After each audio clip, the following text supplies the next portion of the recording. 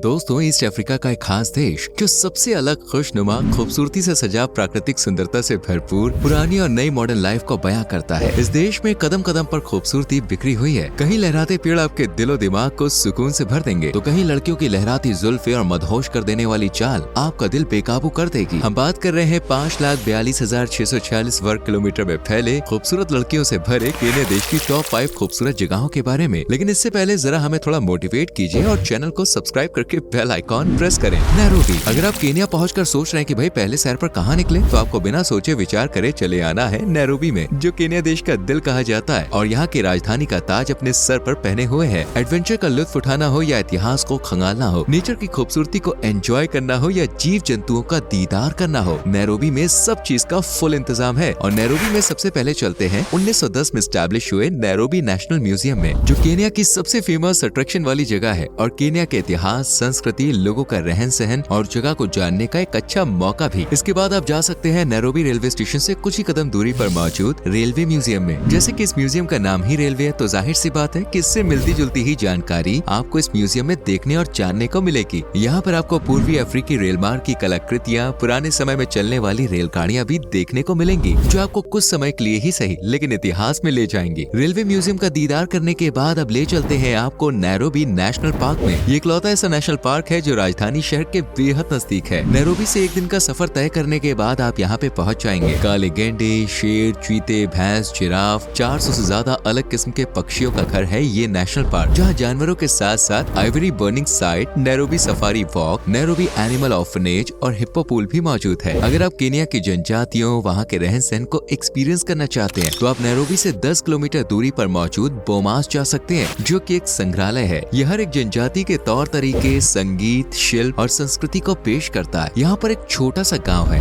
वहीं अगर नैरोबी की मामा विलेज में मगरमच्छ और शुतुरमुर्ग की गुस्ताखियां नहीं देखी, तो समझिए कुछ भी नहीं देखा। ये जगह शहर से 14 किलोमीटर दूर है। एडवेंचर का शौक रखने वाले लोगों के लिए पेश है निगोंग हिल्स, जहाँ ट्रैकिंग, स्काई डाइविंग और बंजी जंपिंग जैसी कई एक्टिविटीज होती हैं। और महिलाओं के लिए हाजिर है मसाई मार्केट, सारिट सेंटर और साथ ही विलेज मार्केट, जहाँ पर एक से एक नायाब चीजें खरीदी जा सकती है। मसाई मारा। दोस्तों, अगली शानदार लेकिन थोड़ी रिस्की जगह है मसाई मारा, जहाँ जाना कई लोग का सपना होता है। देखिए, इसकी 2 वजहें हैं। पहले तो खुलेआम जानवरों को देखना और दूसरा मसाई जनजातियों से मिलना। जी हाँ, मसाई मारा में मसाई जनजाति के लोग रहते हैं, जो कि दुनिया से दूर जंगलों में रहना पसंद करते हैं। इनके पहनावे से लेकर बोली तक हर चीज अलग होती है, लेकिन ये लोग दिल के बड़े साफ होते हैं, जो आपको अपने घर तक ले जाकर आपका खूब स्वागत सत्कार करते हैं। और इनके मिट्टी के घरों में इनकी सिंपल सी जिंदगी एक्सपीरियंस करें और साथ ही सुबह सुबह सूर्योदय का जश्न भी मनाएं। मसाई लोग मिलकर सूर्य नमस्कार करते हैं और इस दौरान इनका लोकल गीत और नृत्य भी होता है, जो आपके ट्रिप को यादगार बना सकता है। मसाई लोगों से विदा लेने के बाद आप पहुंच जाइए मसाई मारा नेशनल रिजर्व में, जो न सिर्फ अनगिनत वाइल्ड बीस्ट, ज़ेब्रा जैसे कई जानवरों को पनाह देता है, बल्कि इस नेशनल पार्क में कई जानवर अपने पूरे खानदान के साथ आते हैं। एक बड़ी तादाद में जानवरों को देखना, उनका खेलना कूदना, खाना पीना वाकई में किसी अजूबे से कम नहीं है। लेकिन यहाँ जाने का सबसे अच्छा समय है जुलाई से अक्टूबर के दौरान, क्योंकि इस वक्त सूखा होता है, घास भी देखिए कम होती है, इसलिए जानवरों को आसानी से देखा जा सकता है। वहीं जनवरी से मार्च के महीने में यहाँ पे आपको ज्यादातर शेर देखने को मिलेंगे, इसलिए समय को शेर का मौसम भी कहते हैं। जब यहाँ तेज गर्मी पड़ती है तो जानवर पानी की तलाश में नहर, तालाबों के पास चले जाते हैं और बड़ी संख्या में कुछ समय बाद सभी जानवर यहाँ से दूसरी जगह शिफ्ट हो जाते हैं। माइग्रेशन को देखने के लिए यहाँ लोगों की भारी भीड़ लगती है। वैसे क्या आपने कभी हॉट एयर बलून की सैर की है? नहीं तो मसाई मारा आपको ये सुविधा भी देता है। यहाँ पर आपको सुबह सवेरे उठकर हॉट एयर बलून में बैठकर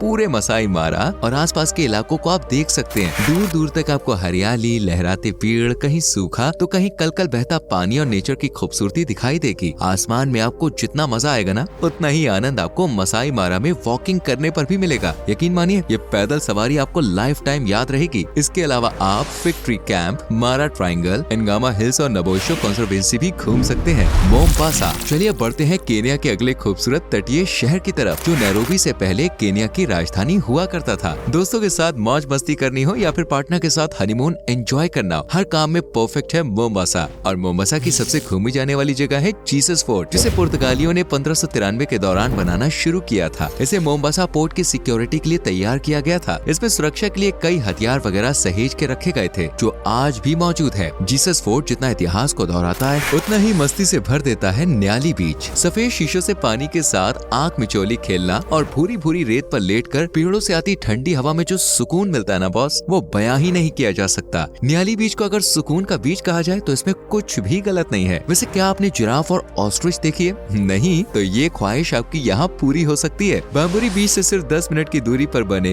गुन्नी नेचर सैंक्चुरी में आप चाहिए। यहाँ पर आपको कई तरह के जीव जंतु देखने को मिलेंगे। पहले ये सैंक्चुरी सिर्फ बंजर जमीन का हिस्सा हुआ करती थी, लेकिन फिर सरकार ने इस जगह को जानवरों का आशियाना बना दिया और आज यहाँ पर कई तरह की अलग अलग प्रजातियों के जानवर देखने को मिलते हैं। वैसे जानवरों से याद आए कि पेम्बे एम्बली मॉन्यूमेंट अगर आप नहीं गए ना तो मजा बॉस अधूरा रह सकता है, क्योंकि इस मॉन्यूमेंट को देखने के लिए दूर दूर से लोग आते हैं। लेकिन क्यों? तो इसकी वजह है इसका अद्भुत डिजाइन, जो कि देखने पर हाथी के दांत जैसा लगता है, जिन्हें टस्क भी कहते हैं। ये नजारा आपको मोम्बासा में मोई एवेन्यू पर देखने को मिलेगा, तो बॉस बिल्कुल भी स्किप मत करें। वैसे आप कहीं जाएं और वहाँ की यादें, हमारा मतलब है कि वहाँ का फेमस सामान या मान लीजिए शॉपिंग ना करें तो खाली खाली सा फील होता है ना। इसलिए आपको ले चलते हैं न्याली सेंटर में। मोम्बासा के लोकल मॉल में आपको ऐसी ऐसी चीजें दिखेंगी जिन्हें देखकर आपको बस ये लगेगा कि बॉस ये तो ले ही लेना चाहिए। कपड़ों से लेकर चप्पल, ज्वेलरी, इलेक्ट्रिक सामान और खाने पीने का फुल इंतजाम है। अब आपको ले चलते हैं एक डरावनी सी जगह पर जिसका नाम है जुम्बा ला मतवाना। ये खंडर गांव है जो किसी हॉरर फिल्म की याद दिलाता है। ये मोम्बासा से लगभग 19 किलोमीटर दूर है। 14वीं व 15वीं शताब्दी के दौरान ये गांव बसा था, लेकिन आज यहाँ का उजड़ा हुआ नजारा देखकर लोग के रोंगटे खड़े हो जाते हैं। इसके अलावा आप मछलियों की शैतानियां, उनकी आपस में मौज मस्ती देखने के लिए मोम्बासा मरीन नेशनल पार्क भी जा सकते हैं। लामू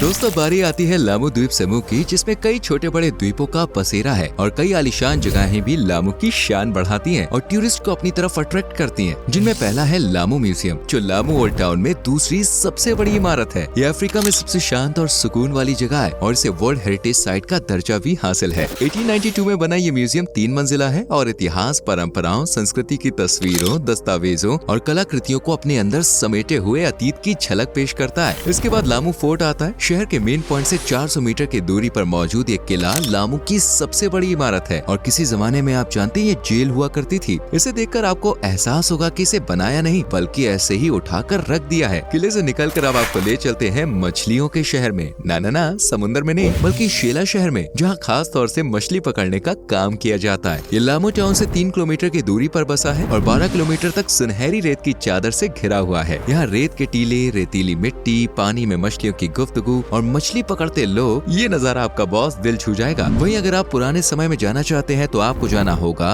मैतोन दोनी विलेज। लामू द्वीप पर बसे 3 गाँव में से ये एक है। वैसे आपको तकवा खंडर का भी दौरा करना चाहिए। 15वीं शताब्दी में खड़ा किया गया ये स्थल आज एकदम वीरान है और बिल्कुल सुनसान पड़ा है, लेकिन इसका थोड़ा डराने वाला डिजाइन बॉस देखना तो बनता है। इनके अलावा Pate Island, Shanga ruins, town square, Swahili house museum जैसी कई खास जगहें भी देख सकते हैं, जिन्हें देखने के बाद आप एक ही बात कहेंगे, भाई पैसे वसूल हो गए।